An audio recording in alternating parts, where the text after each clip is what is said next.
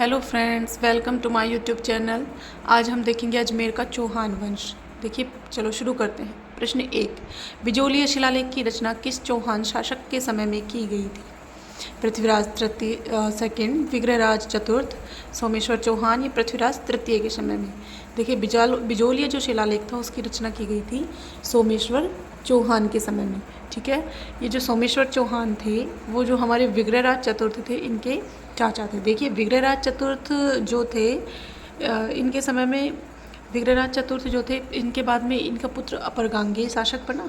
उसके बाद में पृथ्वीराज सेकंड शासक बना, लेकिन इनकी कुछ ही समय में मृत्यु हो जाने के कारण इनके जो विग्रहराज चतुर्थ के चाचा थे सोमेश्वर चौहान, उनको जो है अजमेर का शासक बनाया गया।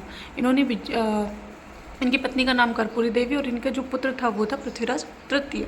ठीक है, बिजोलिया शिलालेख जो था इसकी रचना गुणभद्र ने की थी। ठीक है, और इसमें अलग अलग स्थानों के प्राचीन नाम दिए गए, जैसे दिल्ली को डिल्ली का कहा गया, नागदा को नागहृद, नाडोल को नड्डुल, ठीक है, मांडलगढ़ को मंडलकर, बिजोलिया को विंध्यावली या विज्यावली और जालोर को इसमें जवालीपुर कहा गया है। ठीक है, और जो ये सोमेश्वर चौहान थे हमारे, वो क्या हुआ कि आबू के जो शासक थे जैत सिंह, ठीक है, उनकी सहायता करते हुए भीम सेकंड से, चालुक्य शासक था भीम सेकंड, उससे युद्ध करते हुए ये वीरगति को प्राप्त हो गए।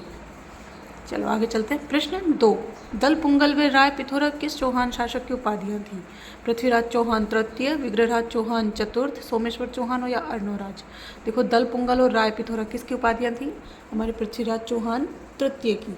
ठीक है, अब हम देखेंगे पृथ्वीराज चौहान तृतीय के बारे में। ये सोमेश्वर चौहान और कर्पूर देवी के पुत्र थे।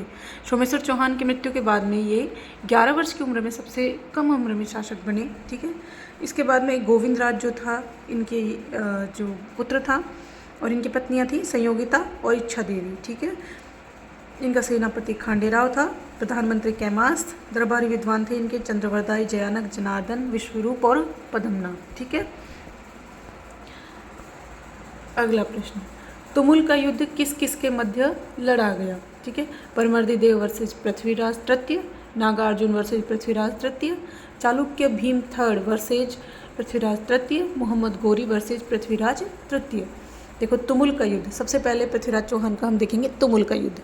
देखो, तुमुल का युद्ध लड़ा गया था, ये था हमारे माहोबा के शासक थे परमर्दी देव वर्सेज पृथ्वीराज चौहान के बीच में ये लड़ा गया था। चंदेल शासक था परमर्दी देव। इसने क्या किया, पृथ्वीराज की सेना जब भांडानिकों का विद्रोह करके लौट रही थी वापस से, तो इसकी सेना ने क्या किया कि लौटते हुए जो घायल सेना थी उसके ऊपर आक्रमण किया और उनसे लूटपाट की। इससे पृथ्वीराज चौहान नाराज हो गया और उसने परमर्दी देव पर आक्रमण कर दिया। इसमें पृथ्वीराज चौहान तृतीय की तो विजय हुई, लेकिन अल्हा और उदल की बहादुरी से ये बहुत प्रसन्न हुआ। वो दो वीर इस युद्ध में वीरगति को प्राप्त हो गए।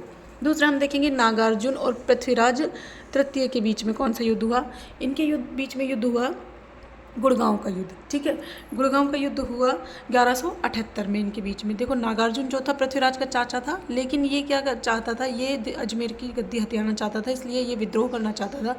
जब पृथ्वीराज चौहान को ये पता चला तो उसने अपने चाचा के खिलाफ युद्ध किया और उसके विद्रोह को दबाया। ठीक है, उसके बाद में हम देखते हैं चालुक्य भीम वर्सेस पृथ्वीराज तृतीय, इनके बीच में कौन सा युद्ध हुआ? इनके बीच में नागौर का युद्ध हुआ। ठीक है, 1184 में इनके बीच में युद्ध का क्या कारण था? इनके बीच में युद्ध का कारण था आबू का जो शासक था जैत सिंह, उसकी पुत्री थी इच्छनी देवी, उसके विवाह को लेकर इन दोनों के बीच में युद्ध हो गया। और चौथा मोहम्मद गौरी वर्सेस पृथ्वीराज तृतीय। ठीक है, ये हुआ था 1191 में पहला युद्ध। ठीक है, मोहम्मद गौरी वर्सेस पृथ्वीराज के मध्य में हुआ था 1191 में पहला तराइन का युद्ध। ठीक है, उसमें पृथ्वीराज तृतीय की विजय हुई, मोहम्मद गौरी बहुत बुरी तरीके से हार गया। लेकिन 1192 में वापस अपनी सेना इकट्ठी करके फिर से मोहम्मद गौरी ने पृथ्वीराज पर आक्रमण किया, जिसमें कि पृथ्वीराज तृतीय की हार हुई और मोहम्मद गौरी की इस युद्ध में विजय हुई। ठीक है, thank you for watching. Please like, share और सब्सक्राइब।